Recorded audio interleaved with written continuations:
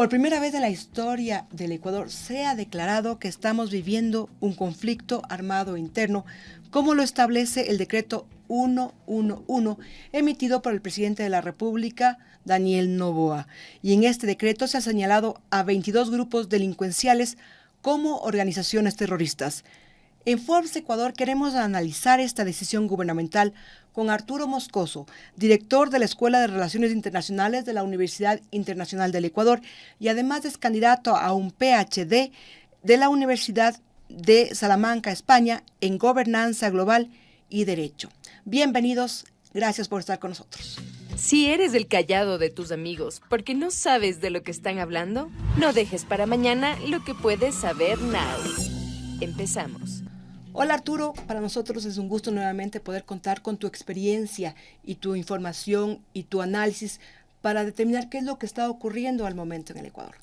Gracias María Judith por la invitación. Un saludo también a quienes nos miran y nos escuchan, esperando que pues la situación mejore en estos próximos días en un país que realmente se nos está yendo de las manos, ¿no? Empecemos por explicar ¿qué significa el decreto 111 emitido por el presidente Noboa? Este cambio que hizo rápidamente el decreto anterior. Bueno, esto es un decreto que marca, creo yo, un punto de inflexión en el combate al crimen transnacional. No habíamos tenido nunca antes una situación de ese tipo, al menos no en la última era democrática. Y que básicamente lo que nos dice es que el Ecuador está enfrentando una guerra interna, ¿no? El término correcto es conflicto armado no internacional. El decreto dice conflicto armado interno, pero a la luz de las interpretaciones, pues es básicamente lo mismo, ¿no? ¿Qué implica eso? Que el país básicamente está en guerra, ¿no? Es una declaratoria de guerra a las bandas delincuenciales que han sido nombradas en el decreto, lo que cambia la lógica totalmente de cómo va a ser el enfrentamiento con estos grupos delincuenciales. ¿Cómo va a ser ese enfrentamiento? Es que es justamente, ¿no? Cuando tú haces esta declaratoria, porque además hay que tomar en cuenta que los enumera, ¿no? Y los califica de terroristas. Y señala 22 organizaciones delincuenciales exactamente. Los declara objetivos militares. ¿Qué significa eso? Objetivo militar quiere decir que los militares, en el momento de enfrentarse a estas bandas delincuenciales, pueden hacer uso de fuerza letal sin ningún tipo de consideración, ¿no? Que es justamente la discusión que se ha mantenido siempre en el Ecuador del famoso uso progresivo de la fuerza, ¿no?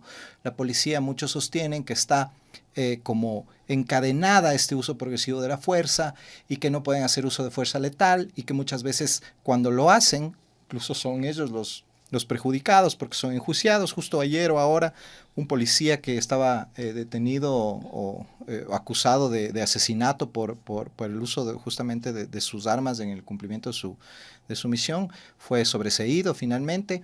Pero hay esa problemática, ¿no? Eso de que hasta dónde puede ir la policía, cuándo puede empezar a disparar la policía, por ejemplo, ¿no?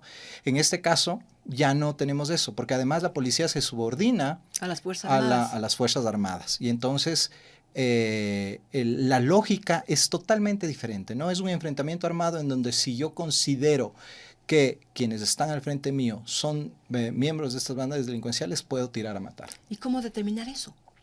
Es que eso es justamente lo complicado, porque ahí viene la otra parte del decreto, cuando un conflicto armado no internacional, o CANI, como se le conoce, tiene que tener algunas consideraciones que la realidad del país no las tiene, como es que exista una fuerza armada que tenga control de un cierto territorio en el país, que tenga una base jerárquica, un comando y una serie de consideraciones adicionales que, si bien no hay una definición en el derecho internacional precisa de lo que es un conflicto armado internacional un conflicto armado no internacional o de qué es una organización de este tipo, De todas formas, ¿no es cierto?, tiene que haber ciertas consideraciones para que eso se dé. Y en este caso no lo estamos viendo porque estas bandas no es que tienen territorio un ya jefe, definido. Ajá. ¿no? No tienen una estructura jerárquica, o pueden tenerla, pero no están coordinados a un solo mando, por ejemplo. Y hay una serie de otros factores adicionales. No es que controlan porciones de territorio, sí, controlan y no controlan, porque en efecto tienen control de mucho de lo que pasa en el país, pero no es un control directo, ¿no? Es un control a través de ¿qué? De la extorsión, del amedrentamiento, del pago de coimas, etcétera, ¿no? Entonces no funciona realmente con la lógica de una fuerza armada tradicional como está concebida en el derecho internacional, ¿no? Que regula este tipo de los convenios de Ginebra, etcétera, que regulan este tipo de situaciones, ¿no? Entonces, eso es un poco el problema, ¿no? Y la calificación de beligerantes, ¿no? El tema de beligerantes implica darles una categoría que estos grupos no tienen, ¿no? Porque se les está dando una categoría de igualdad, si se quiere decirle de alguna forma, frente a las fuerzas militares del Ecuador, ¿no? Entonces, les permite a ellos también defenderse y hacer uso de armamento en contra de las fuerzas militares, ¿no? Les dan un rol protagónico a las Fuerzas Armadas, entonces, sí, y a un enfrentamiento que podría ser más fuerte. Claro, un enfrentamiento que podría ser más fuerte y que, sobre todo, está justificado de cierta forma que estos grupos calificados ahora de beligerantes enfrenten a las Fuerzas Armadas cuando en un estado de emergencia o en una situación normal, el que se enfrente a las fuerzas del orden, en este caso la policía, está cometiendo un delito, ¿no? Está cometiendo un delito porque en el Ecuador, el portar armas para muchos de los ciudadanos es un delito, usarlas también, y peor aún, atentar contra ellas, contra las fuerzas del orden, ¿no? En este caso ya en un conflicto armado es como, no digo que precisamente sea así, pero es como que se le legitima de cierta forma a estos grupos el poder enfrentarse en igualdad de condiciones con las Fuerzas Armadas. Arturo, en el decreto 111 se establece que la policía, o más bien dicho, la fuerza pública, encabezada por las Fuerzas Armadas, están autorizados a neutralizar a las organizaciones terroristas. ¿Hasta qué punto pueden neutralizar? ¿Hasta qué punto pueden no? Neutralizar, ¿hasta qué punto pueden llegar? Es que, ¿A matar? Sí, por supuesto que sí. Y ahí hay que irse con mucho cuidado porque también hay otras implicaciones que tienen que ver con el derecho internacional humanitario, con los derechos humanos, ¿no? El tema de los crímenes de guerra. Hay que ser muy cuidadosos de cómo se va a enfrentar este problema. Y están las Fuerzas Armadas es problemático, preparadas para justamente ser cuidadosas, para enfrentar este tipo de problemas. Es que ese es el punto, es súper problemático porque no tenemos realmente un ejército organizado al frente, ¿no? Quizá en Colombia, cuando esto sucedía, antes del acuerdo de paz, había una fuerza armada con una jerarquía de fuerza armada, que eran las FARC, ¿no? Y que tenían control de territorio en el país.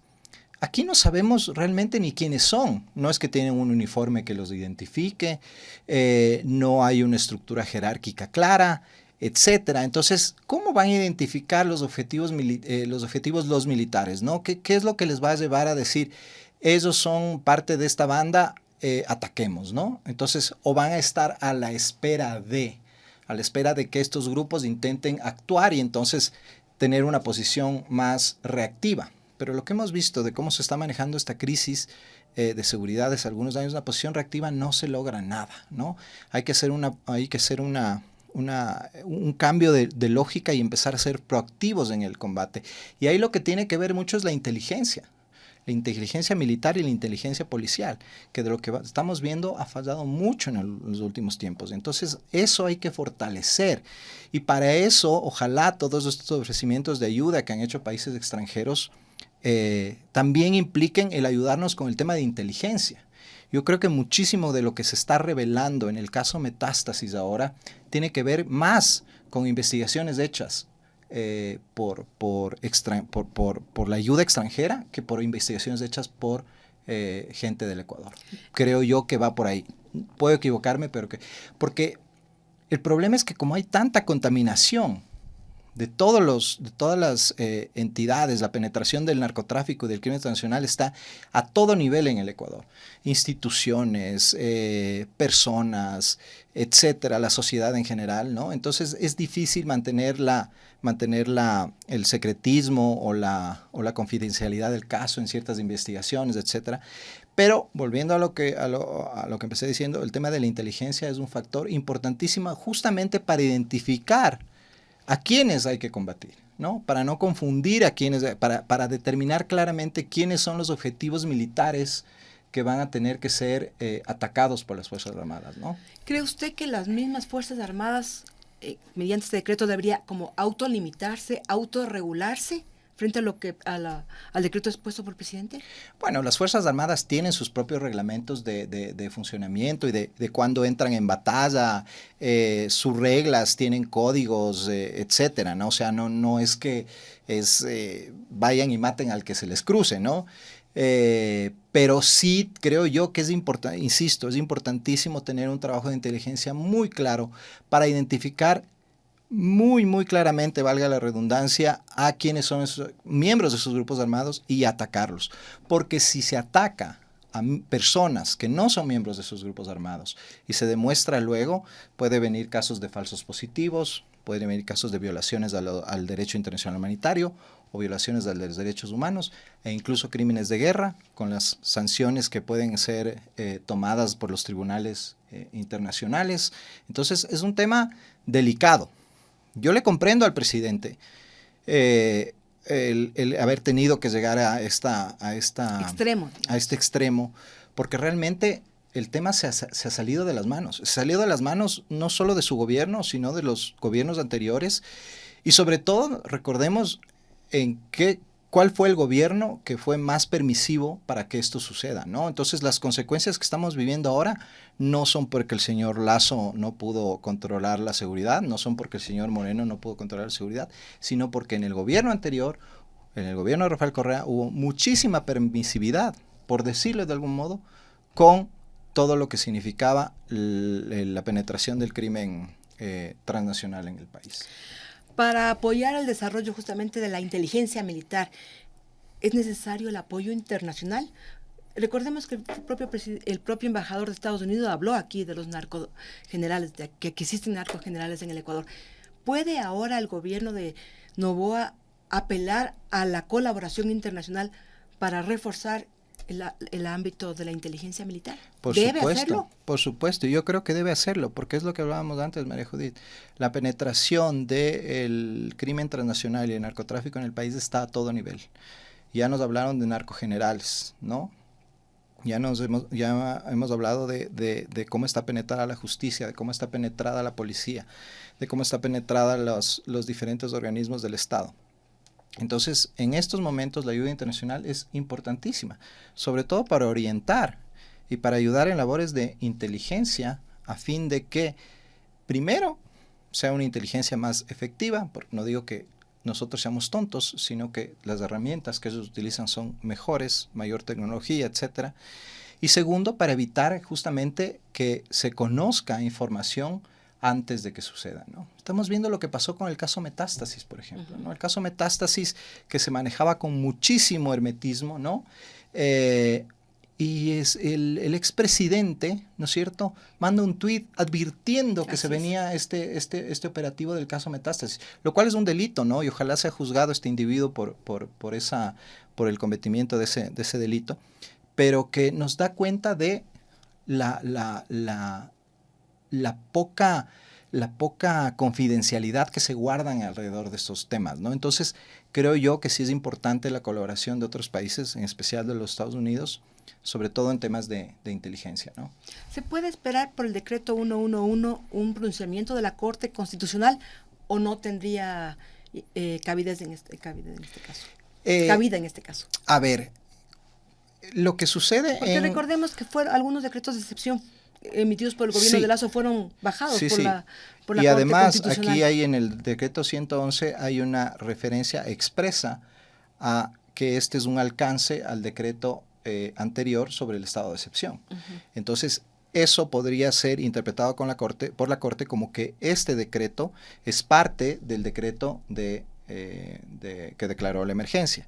Y sí podría ser observado por la Corte. Y sí podría la Corte o darlo de baja o determinar que tiene que haber ciertos cambios, ¿no? Como ya ha hecho antes. Veamos cómo se pronuncia la Corte al respecto, ¿no?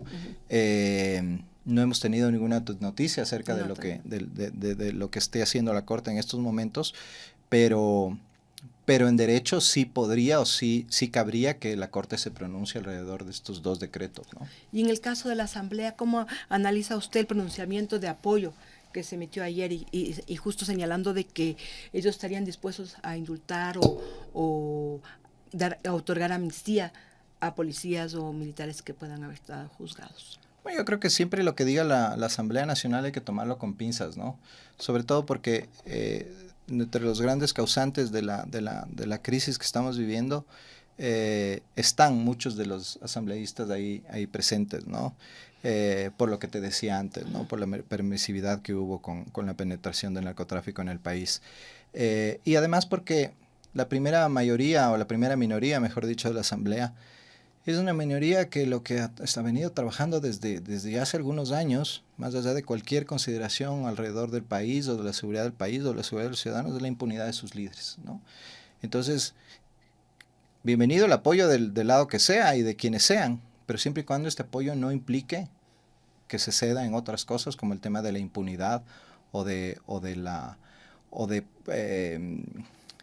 indultar a corruptos o a personas que tienen que ser investigadas por delitos de corrupción y que no solo vienen ahora con el caso Metástasis, sino que vienen de mucho más atrás con lo de Odebrecht y lo que ha venido en lo posterior, ¿no?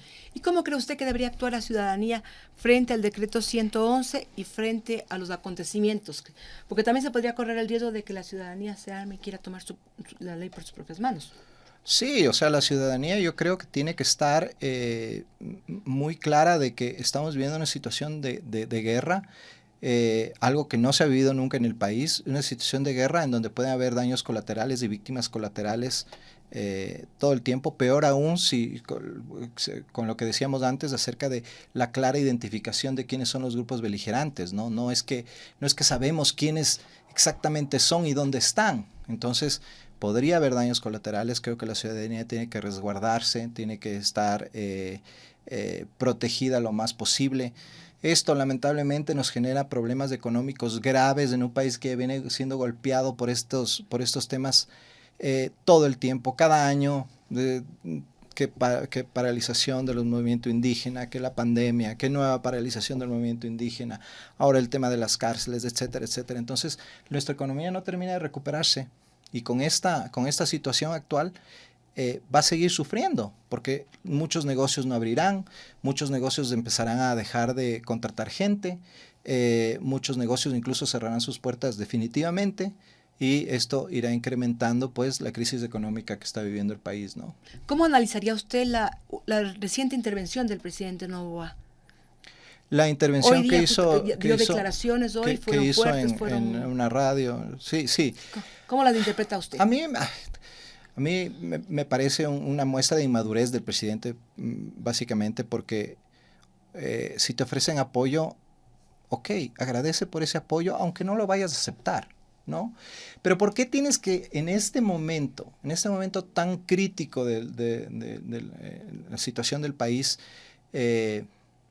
hacer o poner barreras, ¿no? Poner barreras a quienes quieran prestar su contingente para ayudar, ¿no?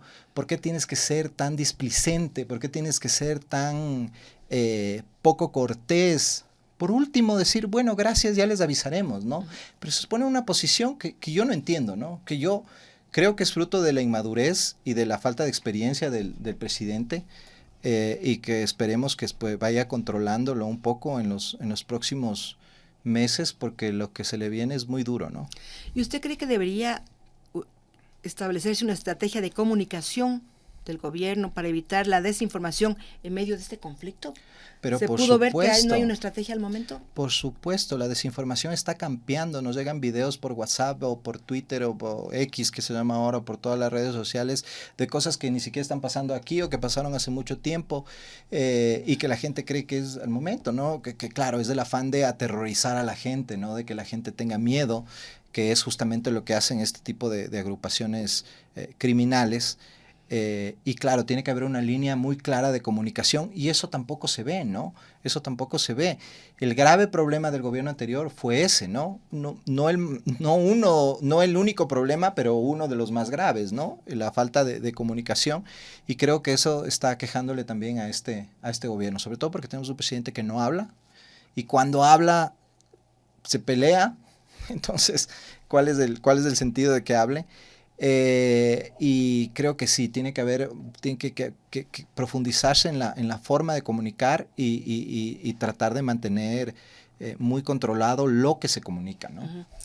Para finalizar, lo que me quedó en mente ese momento cuando dijo que el decreto 111 es un alcance del anterior decreto cuando emitió el estado de excepción, ¿significa que también este decreto 111 es únicamente por 60 días?